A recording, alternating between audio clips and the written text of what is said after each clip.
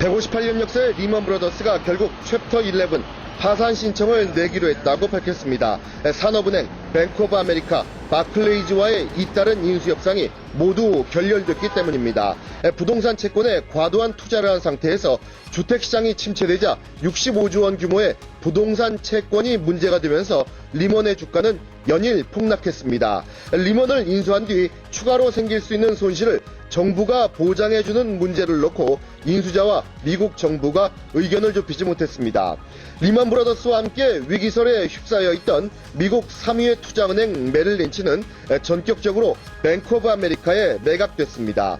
가격은 우리 돈으로 50조 원입니다.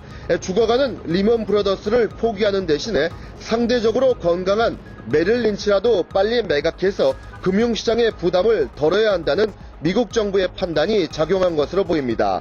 불과 하루 만에 미국 굴지의 투자은행 두 곳이 문을 닫게 되면서 미국 정부와 월가는 사상 초유의 긴급 대책을 마련해서 발표했습니다. 융자 담보 대상을 확대하고 10개의 민간금융회사들이 7조 원씩 cap출해서 70조 원의 금융위기 대처용 공동기금을 조성한다는 것입니다. 그러나 이 같은 움직임에도 불구하고 월가에서는 이번 금융위기의 시발점인 주택시장이 정상화되지 않는다면 제2, 제3의 리먼과 메릴 린치가 나올 가능성이 높은 것으로 보고 있습니다. 뉴욕에서 SBS 최준입니다. 오늘 새벽 마감한 뉴욕 증시는 하루 종일 공포가 지배했습니다.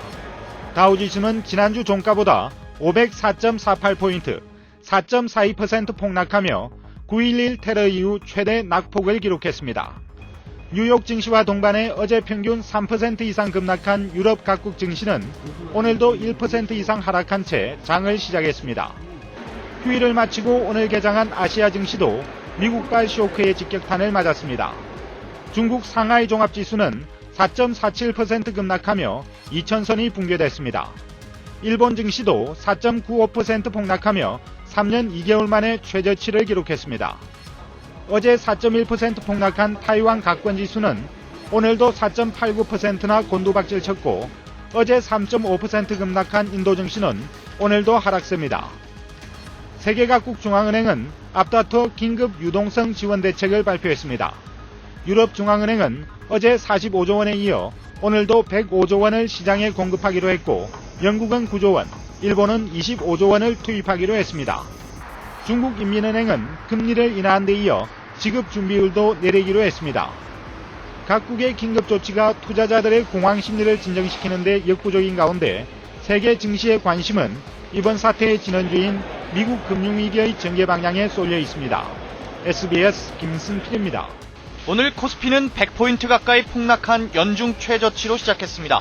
투자자들은 장 초반부터 무섭게 추락하는 주가에 망연자실한 모습이었습니다.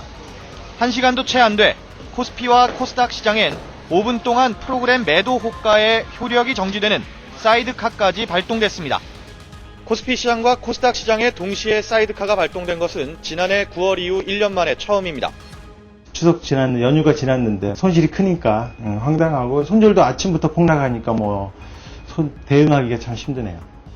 결국 코스피 지수는 90.17포인트, 6.1%가 폭락한 1387.75로 코스닥 지수는 37.62포인트, 8%나 빠진 429.29로 장을 마쳤습니다. 일본이나 중국, 홍콩 등 아시아 각국 증시들 가운데 가장 하락폭이 컸습니다. 18개월 만에 1400선이 무너지면서 오늘 하루에만 시가총액 51조 원이 증발했습니다. 외국인이 6,070억 원, 개인들이 2,500억 원을 팔아치우면서 지수 폭락을 이끌었습니다. 외국인들의 주식 차익 실현이 계속 진행이 될 가능성이 높습니다. 이에 따라서 국내 증시에 대한 전망도 낙관하기는 어려울 것으로 보입니다. 지금은 어떻게 돼요? 지금 54원이야 지금도. 예. 외환시장에서 원달러 환율은 IMF 사태 이후 10년 만에 가장 큰 폭으로 치솟았습니다. 지난 금요일보다 50원 90전 폭등해 4년여 만에 1160원대로 올라섰습니다. 국내 은행과 기업들이 달러화 매수에 대거 가담했고 주식을 팔아치운 외국인들이 원화를 달러화로 바꿔 본국 송금에 나서면서 환율을 끌어올렸습니다. 당국이 일부 개입했지만 상승폭을 줄이는 데 그쳤습니다. SBS 신송민입니다. 오늘 코스피 지수는 롤러코스터처럼 오르내렸습니다. 하락세로 출발한 코스피는 한국은행의 기준금리 인하 소식에 966.41까지 상승했습니다. 하지만 오후 들어 3년 9개월 만에 900선이 무너지는 등 하락세를 보이다가 장막판 연기금이 대규모 순매수에 나서면서 7.70포인트 오른 946.45로 장을 마감했습니다. 외국인 투자자는 9일째 대규모 순매도를 이어갔고 개인 투자자들은 오늘 하루 3,500억 원어치의 주식을 순매도하면서 이틀째 투매에 가담했습니다. 코스닥 지수도 15.49포인트 하락한 261.19로 사상 최저치를 경신했습니다. 금리 정책에 비해서 유동성 공급 방안이 다소 조금 소극적이었지 않나라는 판단이 시장으로 하여금 여전히 불안 심리를 유지하도록 이끌었던 것으로 생각됩니다.